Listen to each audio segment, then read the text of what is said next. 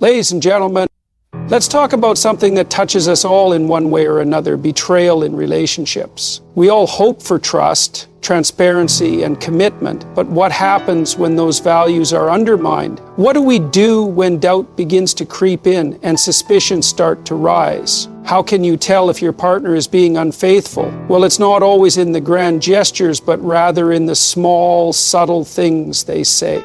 Today we'll focus on 5 phrases that can signal something is amiss in a relationship. These phrases don't necessarily mean that cheating is happening, but they are often red flags that deserve your attention. The goal isn't to make assumptions, but to help you gain insight into the dynamics of your relationships and understand when things may not be as they seem. "I was just busy" is a phrase we've all heard at some point. It seems harmless at first, a simple explanation for why someone didn't answer a call, why they didn't show up to an event, or why they seem distant. But the issue arises when it becomes a recurring explanation. "I was just busy" starts to sound like a convenient excuse, a quick fix to avoid deeper questions. And over time, that excuse begins to carry weight.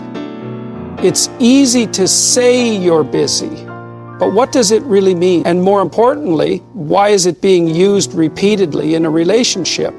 In a committed relationship, time is one of the most precious gifts we can give each other. We know life can get overwhelming: work, family, personal goals. But when you care about someone, you make time for them. You don't just push them aside with a vague and unsubstantiated "busy" comment. You try to connect, to make space for the person you love. When your partner starts using this phrase, more often than not, it's a sign that something deeper may be happening. We all know that feelings of neglect and loneliness can surface in a relationship. The desire for connection is fundamental to human nature. Yet when you're constantly met with "I was just busy" instead of "I'm sorry, let's find time," or "I'm overwhelmed, but I'll make an effort," it sends the message that you are not a priority.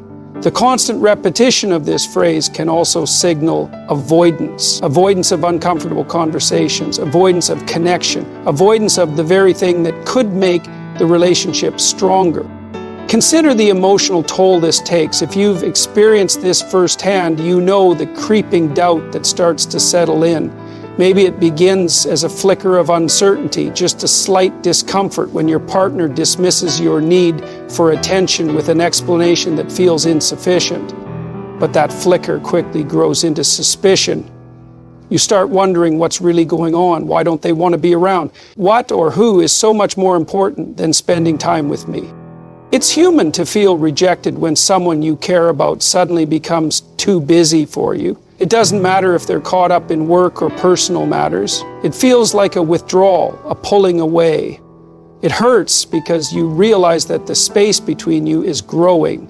And if that space continues to widen without an honest conversation, the bond that once connected you may begin to break.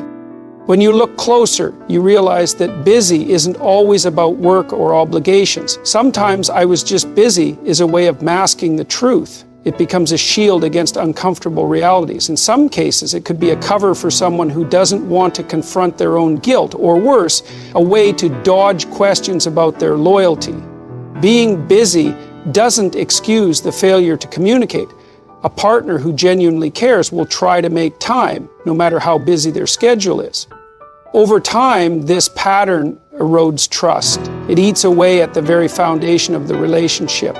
You begin to wonder if your partner is actually keeping something from you, whether it's a lack of emotional investment or, more troubling, a potential affair. The constant busyness signals that something is being hidden, something that your partner doesn't want you to discover. The longer it goes on, the more your mind fills with uncertainty, and eventually those suspicions may become difficult to ignore. It's not just about the phrase itself, it's about the message behind it. "I was just busy" sends a clear signal that your presence is no longer valued the way it once was. It's a call to reassess where the relationship stands and whether both partners are truly committed to the bond they've created. I don't want to talk about it. This phrase might sound like a harmless request to avoid an uncomfortable conversation, But when it becomes a frequent response, it's a sign that something deeper is at play. In any relationship, communication is the lifeblood that sustains connection. It's how we work through differences, express our needs, and address concerns. So when your partner shuts you down with, "I don't want to talk about it," it feels like a door slamming in your face. It's not just a refusal to talk, it's a refusal to engage, a refusal to confront the issues that matter. Why does this matter? Because relationships are built on understanding, empathy, and the ability to work through challenges together. When a partner avoids talking about important matters, it signals a deeper problem, either a lack of emotional availability or a desire to avoid taking responsibility for their actions. This phrase, repeated over time, creates a wall between you and your partner. It's an emotional barrier that prevents you from reaching each other, from truly understanding what's going on beneath the surface.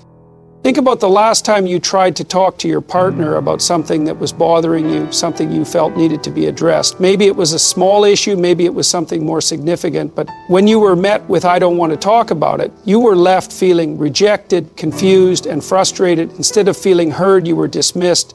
Instead of working through the issue, you were left in the dark.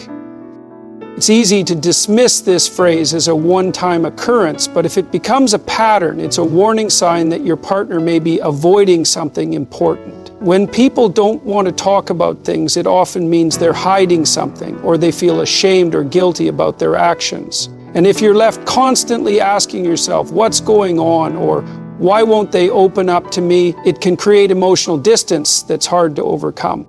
Consider the emotional consequences of being shut out like this. When your partner refuses to talk, it doesn't just create frustration, it creates a sense of isolation. You may begin to feel like you're navigating the relationship alone without the support or understanding you need. Your attempts to address the issues are brushed off, leaving you with the painful realization that you're not on the same page, and maybe you haven't been for a long time. Over time, this behavior can erode trust in the relationship. When communication breaks down, so does the emotional intimacy that keeps the bond strong. You might start to wonder if they're hiding something from you, whether it's a secret, a lie, or perhaps even a betrayal. If they can't discuss something that matters to you, how can you be sure they'll be open about everything else? The truth is, avoiding difficult conversations is not a sign of strength, it's a sign of weakness. A partner who is emotionally mature and committed to the relationship will not avoid hard discussions. They will confront the issues head on with transparency and vulnerability. They will understand that addressing problems, no matter how uncomfortable, is the only way to grow stronger together. And if your partner repeatedly refuses to talk, it may be time to ask yourself whether they're truly invested in the relationship or whether they're keeping secrets that they don't want you to uncover. You're too paranoid. This phrase is often used to shut down any concerns or suspicions you may express about your partner's behavior. At first, it might seem like an innocent attempt to calm your nerves, to reassure you that there's nothing to worry about. But over time, it becomes a powerful tool of manipulation, one that can make you question your own thoughts, instincts, and perceptions. When someone responds to a legitimate concern with "you're too paranoid," they are dismissing your feelings and creating a narrative where your emotions are not valid. The subtlety of this phrase is what makes it so dangerous. It doesn't just brush aside your concerns, it makes you feel like you're the problem. Suddenly, you're no longer questioning your partner's actions, you're questioning your own sanity. And the impact of that is awful, but suddenly you recognize if you're not, where's the big deal? You might find yourself second-guessing everything you thought you knew. Is something wrong, or is it just me? Am I overreacting? The emotional toll this takes on a person cannot be overstated. The confusion, the self-doubt, it eats away at your sense of self-worth. If your partner is consistently telling you that you're paranoid, they are gaslighting you, making you believe that what you're seeing, what you're feeling is irrational. But deep down, you know it's not. You know that something isn't right. Your gut instinct is telling you that things are off, and when your partner dismisses your suspicions with this phrase, it makes you feel powerless to trust your own feelings. This manipulation tactic is particularly damaging because it creates a cycle of doubt. The more they call you paranoid, the more you begin to question whether your suspicions are justified. You might even start to dismiss your own thoughts, suppressing the very intuition that could protect you. This leaves you vulnerable and emotionally isolated because the person who should be reassuring you is instead pushing you away. What's worse is that when a partner uses this phrase in response to legitimate concerns, they are avoiding the real issue. Instead of confronting the problem head-on, they deflect, leaving you without answers and without closure. The lack of resolution builds tension and erodes trust. Every time you bring up an issue, you're met with the same phrase: "You're too paranoid." This only deepens the sense of disconnection and the realization that your concerns are not being taken seriously. If this behavior continues, it might lead to a painful realization your partner is more focused on protecting their own comfort than they are on preserving the relationship. They would rather dismiss your feelings and avoid accountability than have an honest, open conversation about the issues you're facing together. The more this happens, the more you begin to wonder, are they the ones who are hiding something, or am I just being paranoid? The insidious nature of this phrase lies in its ability to manipulate your perception of reality. You become trapped in a cycle where you question your own instincts, your own emotional responses, and even your relationship. But what you need to remember is that your feelings are valid. Your suspicions may not always be based on hard evidence, but the fact that they exist means something matters to you. Your emotional intelligence, your ability to sense when something is off, should never be discounted. When your partner dismisses your feelings as paranoia, they are not only avoiding the truth, they are attempting to silence the very voice that could bring clarity to the situation. If you consistently find yourself being told you're paranoid, ask yourself, why are they so determined to invalidate your feelings? What are they trying to avoid? Your instincts are there to protect you, to guide you. Don't let anyone make you feel like your gut is wrong. Trust yourself, even if it feels uncomfortable. You deserve honesty, clarity, and someone who will value your emotional truth. I love you, but a phrase that sounds familiar, perhaps too familiar, and often heard in relationships on the brink of emotional breakdown. This phrase begins with what should be an assurance of love, yet it quickly follows with an underlying contradiction, a problem or an issue that suddenly seems more important than the love being expressed. I love you, but is a prelude to something difficult, something that might be uncomfortable to hear, or worse, something that could unravel the very fabric of your connection. This phrase is often used when someone wants to cushion the blow of something painful. They start by telling you that they love you, attempting to soften the impact of what's coming next. But when you hear it, there's a sharpness that follows. The moment they add the but, everything changes. Love suddenly becomes conditional, and whatever follows that but feels like an obstacle, a reason why love may not be enough to keep the relationship intact. When someone uses this phrase in the context of a relationship, it often signals an underlying issue that has not been addressed. Perhaps they're pulling away emotionally, maybe they're withdrawing physically, or it could be that they're no longer invested in the relationship in the same way they once were. The phrase, "I love you, but," becomes a way for them to express that love while distancing themselves from the very commitment they've made to you. It's as if love is no longer a reason to stay, it becomes the backdrop to an explanation of why things aren't working. This emotional distancing can be incredibly painful. When you're in a relationship where love has always been the foundation, hearing that but introduces doubt. It suggests that despite the love, there is something that is no longer enough. It creates a sense of uncertainty. If they love me, why is this issue, this distance, this struggle coming between us? What has changed? Is it me? Is it them? The use of this phrase also hints at a failure to communicate directly about what's wrong. Instead of addressing the specific issue, a partner who says, "I love you, but," is often trying to avoid the real conversation. They may be afraid of hurting you with the truth, or they may not want to confront the pain of their own feelings. But by hiding behind this phrase, they prevent the relationship from moving forward. They allow the unresolved issue to fester and grow, unspoken under the surface. If this pattern repeats itself, you start to question, what does this love mean if it can be so easily overshadowed by problems that remain unaddressed? Why is love no longer enough to keep us connected, to make us work through difficulties together? The longer this disconnect continues, the more emotional distance forms. What began as an expression of love now feels like an empty statement, a hollow promise that lacks the weight of action and commitment. The emotional toll of hearing "I love you but" is significant. It undermines the sense of security and stability that love is meant to bring. It casts doubt on the future of the relationship, forcing you to confront whether the love that once felt so certain can withstand the obstacles placed in its path. When love is accompanied by a "but," it's not just a phrase, it's a warning sign. Why are you always checking up on me? This phrase may sound defensive, as if your efforts to stay connected are somehow excessive or intrusive, but in reality, this reaction is often a sign that something is being hidden, something that makes your partner uncomfortable when they are being observed. Instead of seeing your concern for them as a sign of love and commitment, they choose to frame it as an accusation, as if you're overstepping boundaries. In a healthy relationship, checking in on each other is a way to stay connected, to show care. But when a partner responds defensively to such gestures, it suggests that there is more going on beneath the surface.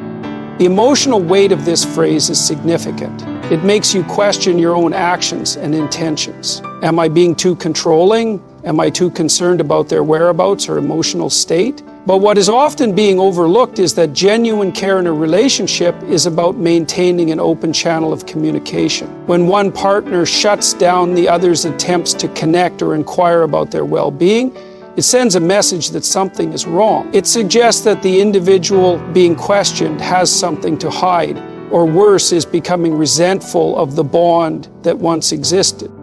Consider the underlying dynamics at play here. If you're constantly checking in because you're worried about your partner's behavior, it's not a sign of mistrust, it's a sign of anxiety born from inconsistencies in the relationship. The more you feel like you need to check up on them, the more you start to question their loyalty or commitment. Instead of feeling secure in the relationship, you begin to feel like a detective, searching for clues that might explain why they seem distant or distracted. Every unanswered call or vague response raises your anxiety, creating a cycle of doubt that only strengthens when met with defensive reactions like, "Why are you always checking up on me?" But here's the painful truth. When someone shuts you down for expressing concern, they are often distancing themselves emotionally. They make it seem like you're the one in the wrong for caring too much, while simultaneously preventing you from understanding what's happening in the relationship. It's easy to become frustrated with such responses, especially when your intentions are rooted in care and concern. You may find yourself trapped in a cycle of uncertainty, not knowing whether you're just being overly cautious or if there's genuinely something to be concerned about. At the core of this issue is a failure to communicate. Healthy relationships thrive on transparency, on openness. When you ask your partner questions about their day, about their feelings, or about their behavior, you're not trying to control them, you're trying to stay connected. But when your partner's response is dismissive or defensive, it shuts down that connection. You're left wondering why they won't let you in, why they're pushing you away when you need them the most. And it's in this moment of emotional distance that the cracks in the relationship become more pronounced. You begin to question, why do they react so strongly when I ask? Are they hiding something? What is it that makes them so uncomfortable with me knowing where they are or what they're doing? The more this pattern repeats itself, the more you start to realize that the problem isn't with your concern, it's with their unwillingness to be open. And that unwillingness is often a sign of something deeper, something that has yet to be addressed in the relationship. When you ask, "Why are you always checking up on me?" it's not just an offhand comment. It's a plea for space, for privacy, or perhaps an unspoken desire to detach. In these moments, the connection you once shared begins to feel fragile, strained, and uncertain. The distance between you grows, and the trust that once bound you becomes more difficult to maintain. It's a painful realization, but one that requires the courage to confront the truth. When a partner becomes defensive about being checked on, the emotional walls between you are growing taller. It's not what you think, a phrase that, on the surface, seems to promise clarity and reassurance. It appears to offer an explanation, a quick fix to your growing suspicions, and a chance to put your fears to rest. But the emotional weight of this phrase can be incredibly heavy. When someone says, "It's not what you think," it often means the exact opposite. There is something happening that they don't want you to know. It's a quick way to dismiss your concerns without providing any real answers. It's a way to deflect the question without addressing the issue head-on. The problem with this phrase is that it creates more uncertainty than it resolves. Rather than explaining what's going on, it leaves you with more questions. "It's not what you think" doesn't offer any clarity. It simply asks you to trust that everything is fine without providing any solid evidence to back up the reassurance. It implies that your thoughts, your feelings, and your perceptions are wrong, and it forces you to trust the words of someone who is not being forthcoming. The emotional toll this takes is immense because it chips away at your trust in both your partner and your own intuition.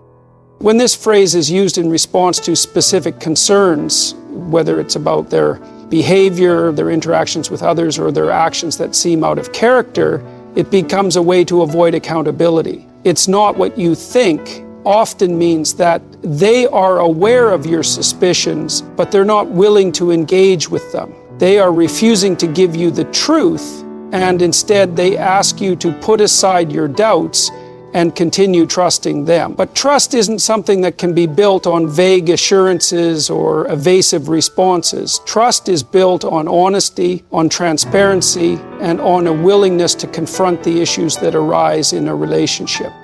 Consider how this phrase affects the person hearing it. When you're met with, "It's not what you think," your mind races with possibilities. What are they not telling you? What is it that they're trying to hide? Instead of feeling comforted, you feel a sense of unease that continues to grow with each evasive response. Your mind starts to fill in the blanks, and those blanks often aren't filled with reassurance. They're filled with fear, doubt, and suspicion. Over time, the emotional toll of hearing "it's not what you think" can wear you down. You begin to question your instincts, wondering if your concerns are unfounded or if you're simply overreacting. But the longer this phrase is used without any real explanation or confrontation of the issues at hand, the more your suspicions grow. And at some point you realize that the truth has become elusive, and the more you seek answers, the more they retreat into silence or vague reassurances. In relationships, the need for honesty and transparency is essential. "It's not what you think" becomes an excuse to avoid the hard conversations, to sweep the underlying issues under the rug. It's a way to keep the peace without actually addressing the root of the problem. But the peace it promises is shallow, built on avoidance, not resolution. The emotional consequences of this avoidance are deep, as it creates a disconnect between partners. You begin to wonder, if they're not being honest with me now, how can I trust them in the future? Ladies and gentlemen, these phrases, though seemingly innocent or innocent sounding, are not to be taken lightly. They're emotional red flags that shouldn't be ignored. They represent patterns of avoidance, manipulation, and denial. And if you hear them regularly in your relationship, it's crucial to take a step back and assess the situation. But it's not just about detecting cheating, it's about the broader lesson. In life, we must learn to trust ourselves. We must learn to trust our instincts, our feelings, and our perceptions. If something doesn't feel right, it's because it likely isn't. In the end, a relationship should be built on openness, respect, and mutual trust. If these qualities are absent, it's not just about one individual's actions. It's about the disintegration of the very foundation that keeps a relationship intact. Don't allow fear, manipulation, or